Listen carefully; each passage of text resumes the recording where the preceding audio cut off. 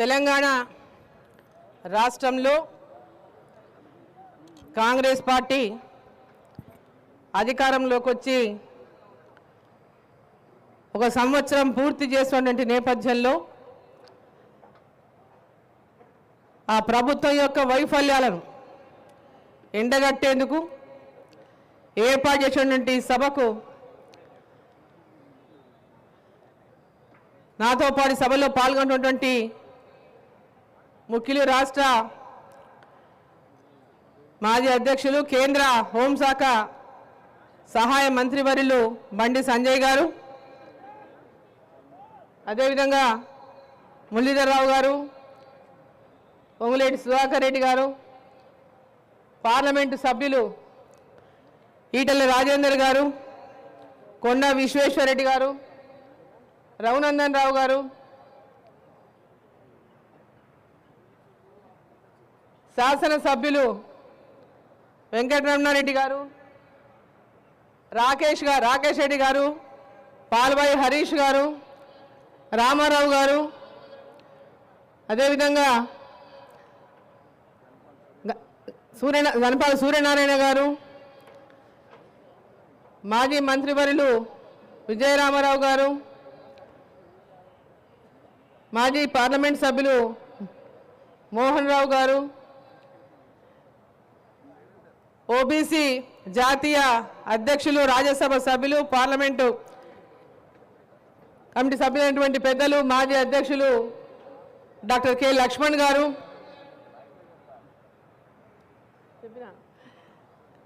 రాష్ట్ర ప్రధాన కార్యదర్శులు బంగారు శృతి గారు,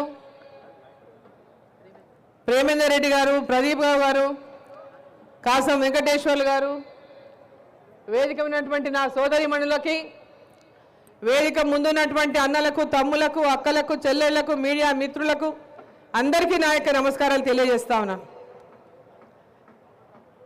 కాంగ్రెస్ పార్టీ ఒక సంవత్సరం పాలన పూర్తి చేసుకున్నటువంటి నేపథ్యంలో ఇంకా ఒకటే రోజు మిగిలింది వాళ్ళ సంవత్సరం పూర్తి కావడానికి. ఏమి ఎరగబెట్టినామని వాళ్ళు సంబరాలు చేసుకుంటున్నో తెలియదు, ప్రజలకు కూడా ఎవరికి అర్థమైతలేదు. ప్రతి జిల్లాలో సమావేశాలు ఏర్పాటు చేసి ప్రజల లోపల ఉన్నటువంటి అసంతృప్తిని మళ్ళా ఆశలోకి మారడానికి, ఇగో ఈ నెల ఎప్పటి నుంచో ఇండ్లు వస్తాయి, ఇగో ఈ సంక్రాంతికి మీకు రైతు భరోసా అయిపోతుంది, ఇగో ఇప్పుడు ఇదైపోతుంది అదైపోతుందని మాయమాటలు మళ్ళీ చెప్పుకుంటూ ఈ సంబరాల పేరు మీద ప్రజలని మరోసారి మాయపుచ్చడమే తప్పితే ఈ రాష్ట్ర ప్రభుత్వం ఎన్నికల ముందు ఇచ్చినటువంటి హామీని ఏ ఒక్క హామీని కూడా పూర్తిగా ఇంతవరకు నెరవేర్చినటువంటి సందర్భం లేదు. వాళ్ళు మాట్లాడితే మేము మహిళలకు ఫ్రీ బస్సు ఇచ్చేసామంటున్నారు, ఫ్రీగా మహిళలు బస్సు ప్రయాణం చేస్తారు, మేము ఇచ్చిన హామీ నెరవేర్చినామనేటటువంటి మాట మాట్లాడుతున్నాం. మీరు చెయ్యి ఇట్లా అంటే బస్సు అవుతుంది అన్నారు. ఊర్లకు ఒకసారి పోయి చూసి రావాలి, అసలు ఆర్టీసీ బస్సులు ఊళ్ళో తిరుగుతున్నాయా?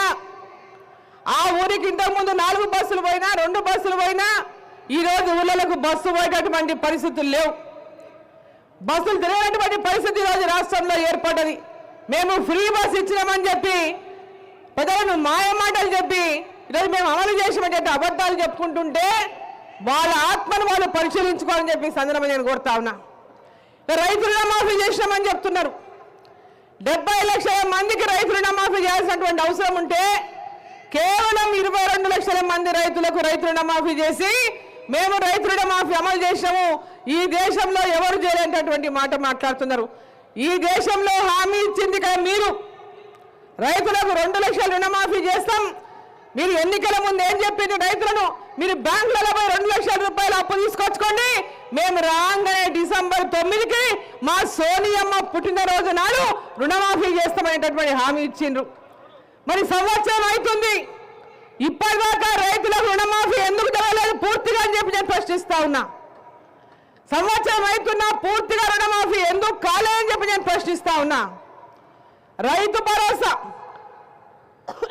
రైతు బంధు పథకానికి రైతు భరోసా పేరు పెట్టి సంవత్సరానికి 10,000 కాదు మేము వస్తే 15,000 ఇస్తామని చెప్పిండ్రు కాంగ్రెస్ పార్టీ వాళ్ళు.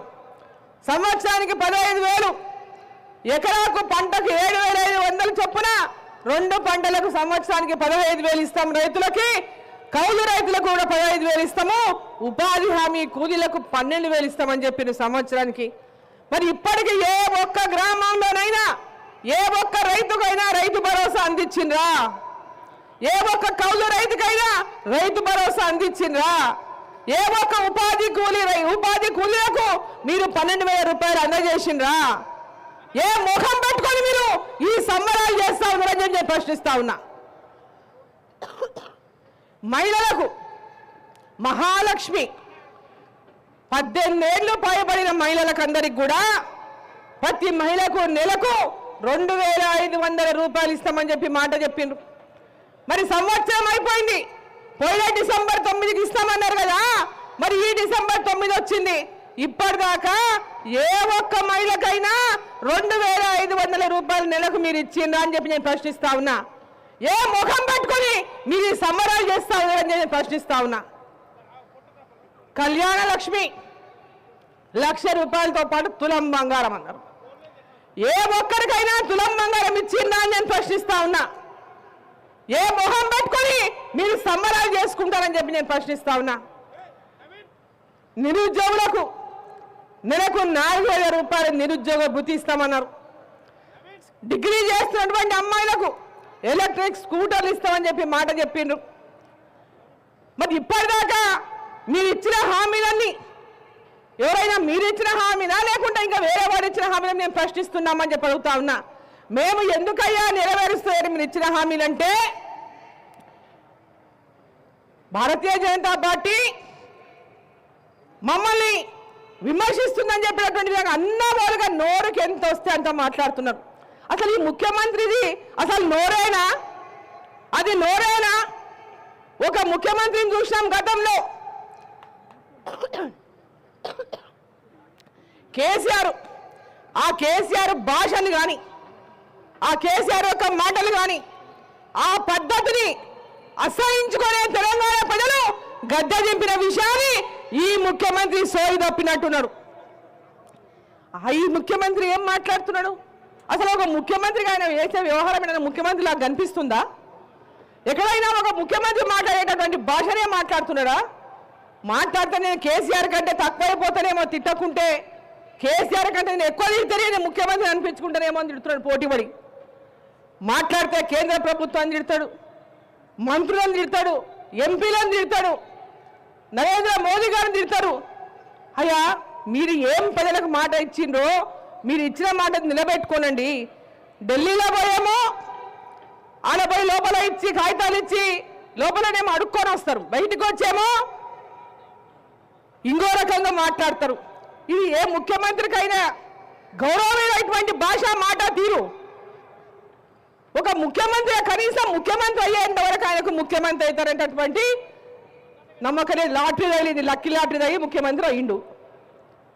ఆ లక్కీ లాటరీ తగిలినప్పుడైనా కనీసం అరే 10 వచ్చింది, నాకు ఈ పదవి కన్నా గౌరవం, ఆ కుర్చీ కన్నా గౌరవాన్ని పెడతామనేటటువంటి సోయి లేదు.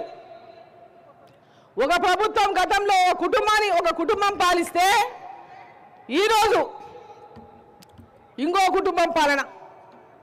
ఏం మార్పు లేదు. ప్రజలేమో మార్పు కోరుకొని ఓటేసిండ్రు. ఈరోజు ప్రజలంతా కూడా ఇటువంటి మార్పు కాదు మేము కోరుకున్నది, ఇటువంటి మార్పు కోసం మేము ఓటేయలేదు. ఒక నియంత పాలన వద్దని, ప్రజలకు ఇచ్చిన హామీలు నెరవేర్చినటువంటి ప్రభుత్వం మాకొద్దని, ఈ రాష్ట్రంలో కక్ష సాధింపులకు పాల్పడి కేవలం ఒక కుటుంబం ఈ యొక్క తెలంగాణ రాష్ట్రం యొక్క సంపదనంతా కొల్లగొడుతుంటే, రాష్ట్రాన్ని అప్పుల పాలు చేస్తే, ఆ అప్పుల పాలు చేసినటువంటి రాష్ట్రాన్ని రక్షించుకోవాలని ప్రజలందరూ భావించి మార్పు కోరుకొని ఈ రాష్ట్ర ప్రభుత్వం ఉన్నటువంటి పార్టీని గెలిపిస్తే, ఈరోజు వీళ్ళు ఏం చేస్తున్నారు? లంకె బిందెలు ఉన్నాయనుకున్నా, నేను ఖాళీ బిందెలు ఉన్నాయని చెప్తున్నాడు. లంకె బిందెలు ఉన్నాయని ఎట్లా అనుకుంటావు? ఎన్నికల ముందు అందరు చెప్పిందే కదా 1,00,000 కోట్ల అప్పులు ఉన్నాయని. 6 లక్షల కోట్లు 7 లక్షల కోట్ల అప్పులు అని మేము చెప్పినాం, మీరు చెప్పిండ్రు. లంకె బిందెలు ఎక్కడ ఉన్నాయనుకున్నావు? లంకె బిందెలు దోచుకోవడానికి కోసం వచ్చినావా, ప్రజలకు పని చేయడానికి వచ్చినావా అని చెప్పి నేను ప్రశ్నిస్తా ఉన్నా. అక్కలారా, అమ్మలారా, తెలంగాణ ప్రజలారా, ఏ ఆశతో ఆశయంతో మీరు ఈ ప్రభుత్వాన్ని గెలిపించిండ్రో, ఈ ప్రభుత్వం ఈ పరిపాలన అందించడంలో కానీ, ఈ ముఖ్యమంత్రి ఈ రాష్ట్రాన్ని పరిపాలించడంలో కానీ పూర్తిగా విఫలమయ్యిండ్రు. ప్రజలందరూ ఆలోచించాలి. ఈ రాష్ట్రంలో ఒక సుపరిపాలన రావాలి. రేపు రాబోయేటటువంటి స్థానిక సంస్థల ఎన్నికల్లో భారతీయ జనతా పార్టీని గెలిపించి రాబోయే కాలంలో ఈ రాష్ట్రంలో మార్పు రావాలి.